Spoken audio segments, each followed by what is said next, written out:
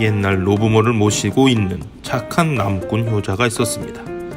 그런데 술만 먹고 주정을 일삼는 형이 부모와 동생을 몹시 괴롭혔습니다. 어느 날 나무꾼이 일하다가 작은 옹달샘 옆에서 쉬게 되었는데, 샘 옆에서 물고기 한 마리가 따가운 햇볕을 받으며 죽어가고 있는 것을 발견했습니다. 나무꾼은 재빨리 물고기를 샘물 속에 넣어주었습니다. 물고기는 고맙다는 인사를 하는 듯 까불거리면서 사라졌습니다. 조금 후에 눈을 돌려보니 물고기가 있던 곳에 주머니가 놓여있어 집어보니 은혜 갚는 주머니라고 적혀져 있었습니다. 나무꾼은 집에 돌아와 그 주머니에 동전을 넣었는데 순식간에 주머니에서 동전이 마구 쏟아지는 것이었습니다. 그래서 나무꾼은 큰 부자가 되었습니다.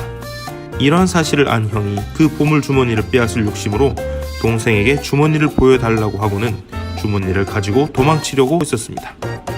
착한 동생이 알아차리고 형을 찾아 주머니를 도로 찾으려 옥신각신하는 가운데 주머니가 땅에 떨어지고 말았습니다. 화가 난 형이 주머니를 발로 짓밟는 통에 그 주머니 안에 흙이 들어갔습니다. 그러자 주머니의 흙이 계속 쏟아져 나와 쌓이게 되었습니다. 이렇게 쌓인 흙이 드디어 큰 산을 이루니 그 산 속에 보물 주머니가 묻혀있다 하여 보물산이라 하였고, 그 후 보문산으로 고쳐 부르게 되었다고 합니다.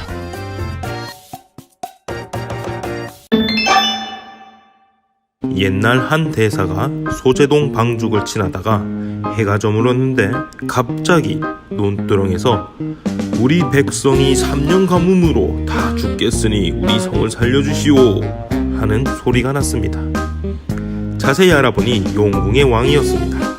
이에 대사는 물고기를 모아 가뭄으로부터 구해줬습니다. 그러자 용궁의 왕이 그 은혜로 복조리 하나를 대사에게 주었습니다.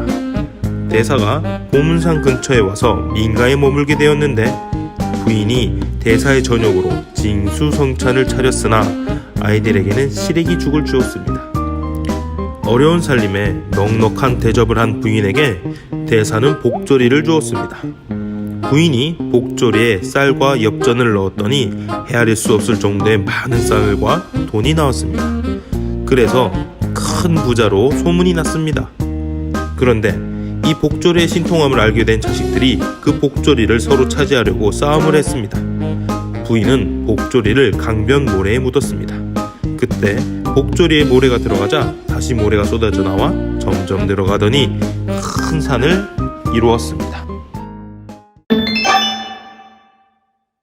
옛날 지금의 보문산 기슭에 아들 오영재를 둔 한 농부가 살았습니다.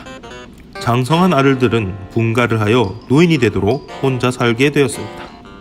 어느 해에 몹시 가뭄이 들어 연못에 한 방울의 물이 없도록 마르자 그곳에서 두꺼비 한 마리가 나와 농부 앞에 나타났습니다. 농부는 두꺼비에게 물을 떠다 주었더니 두꺼비는 물을 마신 뒤에 어디론지 사라졌습니다. 그 다음 해에도 가뭄이 계속되었는데 연못에 나가보니 작년에 그 두꺼비가 접시를 가지고 와서 농부 앞에 놓고 사라졌습니다. 집에 돌아와 그 접시에 담뱃재를 떨었는데 다음에 보니 접시에 재가 가득 담겨져 있었습니다. 이상한 조화라고 생각한 농부는 동전을 놓아보았습니다. 이튿날 보니 동전이 또 한가득 차 있어서 농부는 큰 부자가 되었습니다. 이 소문을 들은 오영재가 다투어 접시에 탐을 내게 되었습니다. 아들들의 욕심과 시기를 염려한 농부는 그 접시를 몰래 뒷산에다 묻고 돌아오다가 그만 숨이 차서 죽고 말았습니다. 그 후 많은 사람들이 그 접시를 찾았으나 영영 나타나지 않았습니다. 그래서 보물이 묻혀있다 하여 보물산, 다시 변하여 보문산이라 하였다고 합니다.